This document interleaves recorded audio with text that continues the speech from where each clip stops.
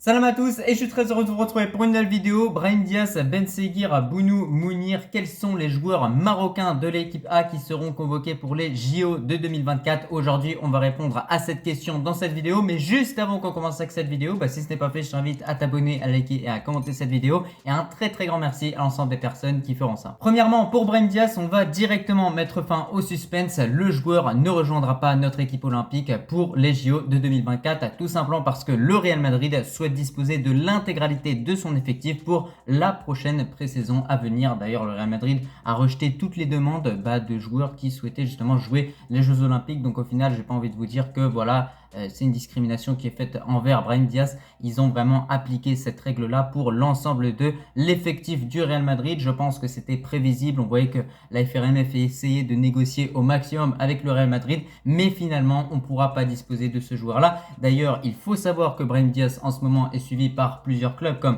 Arsenal, Liverpool. On a Arsenal qui propose au total 70 millions d'euros pour Brahim Diaz. De l'autre côté, Liverpool en propose 50 millions. Donc ça va être au Marocain d'effectuer son choix. Mais le Marocain justement souhaite rester du côté du Real Madrid où il commence à avoir une place importante petit à petit dans cet effectif-là, malgré l'arrivée de certains joueurs comme par exemple Kylian Mbappé. Je pense qu'il aura quand même un temps de jeu assez convenable durant la prochaine saison. En tout cas, Inch'Allah, c'est ce qu'on lui souhaite. Et surtout, le Real Madrid a toujours été clair au niveau de ses positions vis-à-vis de ce joueur-là. Il n'est pas à vendre. Il y a également l'AC Milan, son ancien club, ainsi que Naples qui sont intéressés par le joueur marocain, mais je lui déconseille vraiment fortement de rejoindre ces deux équipes-là, tout simplement parce que s'il vient dans ces équipes-là, il ferait un retour en arrière. J'ai envie de vous dire qu'il est dans le meilleur club au monde, donc maintenant qu'il reste dans ce club-là et qu'il essaye de faire en sorte justement d'obtenir un maximum de temps de jeu, quitte à être à plusieurs reprises sur le banc, mais se battre pour sa place parce que tous les joueurs qui sont restés longtemps au Real Madrid ont fini, quoi qu'il arrive, avec de bonnes performances,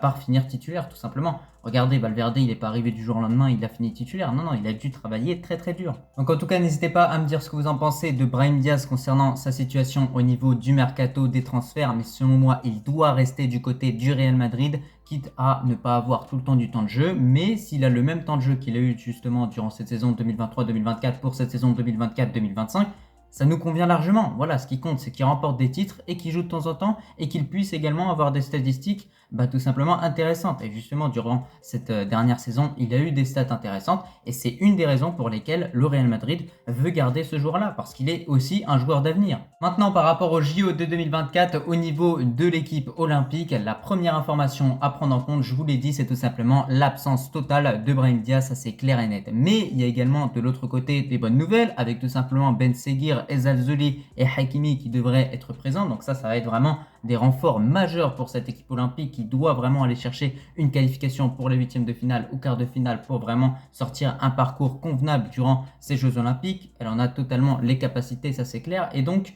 voilà, déjà on a ces trois joueurs-là qui sont assurés de venir, ça c'est sûr et certain. En revanche, malheureusement, Ala Belarouche, l'habituel titulaire de cette équipe olympique U23, s'est blessé. Et donc là, il y a réellement une question qui se pose. Quel gardien convoquer entre Yacine Bounou et Mounir? Et bien justement, je vous pose la question à vous, n'hésitez pas à me dire en commentaire, je verrai le nom du gardien qui ressort le plus, mais de mon côté, je ferai tout simplement confiance à Yacine Bounou qui a pu prouver à plusieurs reprises que dans des compétitions internationales, il est tout simplement capable d'avoir un niveau convenable. On sait qu'à certains moments, il a quelques couacs, qu'il réalise des boulettes, qu'il fait des erreurs de relance, mais dans l'ensemble, ça reste quand même un très bon gardien qui a réalisé une superbe saison en plus de ça du côté de l'Arabie Saoudite à Al Hilal. Donc voilà, moi j'ai envie de lui faire confiance à Bounou et je pense qu'il peut vraiment nous prouver qu'on s'est trompé justement sur ce gardien-là à plusieurs reprises.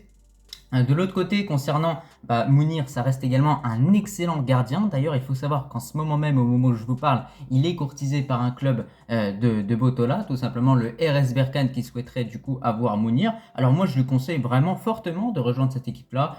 Voilà, il y a des bonnes infrastructures. Le championnat marocain est un championnat qui progresse d'année en année. Donc voilà, il n'y a pas de souci, il peut revenir au pays. Il y a tout ce qu'il faut. Après, bien évidemment, au niveau des gardiens, je vous parle de Yacine Bounou, de Mounir, mais n'oublions pas également qu'il y a tout simplement Elias Mago qui logiquement devrait être convoqué pour les JO de 2024, qui reste également un gardien qui émerge petit à petit d'année en année, un gardien qui va continuer de progresser. On lui souhaite le meilleur pour sa carrière. Donc voilà, pourquoi pas aussi faire confiance à Mago qui pourrait tout simplement réellement prouver sa valeur durant cette compétition-là. Est-ce que maintenant il a les épaules pour tenir toute cette pression, ça c'est un tout autre débat. À part ça, beaucoup de rumeurs ont récemment indiqué que Naïf Aguerd sera le premier joueur convoqué pour les Jeux Olympiques de 2024. Donc concernant notre équipe A, écoutez, si ça se concrétise, je trouve que c'est vraiment une superbe nouvelle. On sait à quel point ce défenseur est performant, il est bon en relance, il est rapide, c'est un défenseur qui est complet dans l'ensemble, qui possède vraiment beaucoup de qualité, qui est très costaud également au niveau des duels. Il n'y a pas de souci au niveau de tout ça. Il a pu jouer déjà une Coupe d'Afrique, voire même 2 Coupes d'Afrique au total dans sa carrière. Donc c'est vraiment un joueur qui a beaucoup d'expérience à apporter à cette équipe olympique. Et surtout, on sait que concernant la défense de notre équipe 23, c'est pas non plus des Sergio Ramos que tu as en défense, ça reste des bons défenseurs, mais un Naïf Aguerd ne peut qu'être mieux en réalité, ne peut qu'être positif en réalité. Donc moi je pense que c'est un superbe choix. Et concernant les 3 joueurs que je convoquerais moi en tant que coach, si je pouvais prendre 3 joueurs de l'équipe A, je prendrais directement Naïf Aguerd. Il n'y a même pas à hésiter vis-à-vis de ça, surtout au vu des performances qu'il a pu sortir sur ces derniers mois. Voilà, on voit un défenseur qui est vraiment très rassurant balle au pied et qui justement arrive à transmettre cette assurance à l'ensemble de sa défense et un petit peu à la rassurer. On a pu voir qu'à chaque fois que le Maroc sortait une mauvaise performance, le meilleur Marocain qui ressortait de ce match-là, au final, c'était qui? C'était Naïf Aguerd. Même quand le Maroc est mauvais, Aguerd arrive à te sortir des performances convenables. Donc de façon générale, n'hésitez pas à me dire ce que vous en pensez d'une éventuelle convocation de Naïf Aguerd avec l'équipe olympique. Mais moi, comme je vous l'ai dit, selon moi, c'est un défenseur qui est très sous-coté et qui va avoir un apport considérable dans cette équipe U23. Au total, il y a plusieurs joueurs de notre équipe nationale A qui devraient intégrer l'équipe olympique. On a Hakimi, Ben Seguir, Ezalzouli, Aguerd et Bounou ou Mounir qui devrait rejoindre l'équipe U23 comme je l'ai dit. Donc voilà, on verra vers qui se portera le choix du gardien, soit Bounou, soit Mounir, ou soit tout court on prend pas de gardien et on prend un joueur à un autre poste. Et concernant cela d'ailleurs, il y a beaucoup de compatriotes qui souhaiteraient justement qu'un joueur comme El Kaabi puisse rejoindre cette équipe 23. On a vu que El Kaabi ces derniers temps est vraiment en feu. Alors pourquoi pas honnêtement, pourquoi pas? Parce que quand on regarde les buteurs de cette équipe U23, c'est El Ouazani ou bien Igaman. Voilà, c'est pas non plus des buteurs incroyables. Igaman d'ailleurs qui a rejoint récemment Glasgow, les Rangers, voilà exactement. El Ouazani également qui est un joueur qui progresse petit à petit, mais El Kaabi on sait que par rapport à ces joueurs-là, c'est largement au-dessus. Donc pourquoi pas honnêtement, ça peut être également une très bonne alternative pour vraiment une bonne efficacité offensivement, sachant que lors de son dernier match en équipe nationale, il a marqué 3 buts au total, il nous a tous impressionnés. Avec l'Olympiakos, il a été phénoménal. Donc je pense que c'est le bon moment pour prendre El Kaabi. Après la question qu'il faut se poser c'est est-ce qu'il y a une nécessité à d'autres postes? Et je pense qu'il est plus nécessaire d'avoir un très bon gardien qu'un buteur excellent parce que quand même je pense que El Ouazani ou Igaman peuvent largement faire le taf devant les buts. En tout cas n'hésitez pas à me dire ce que vous en pensez et est-ce que vous prendriez à la place de Sekchoui un joueur comme El Kaabi offensivement? Moi oui et non, ça dépend du besoin qu'on a, enfin de quoi on a le plus besoin en réalité.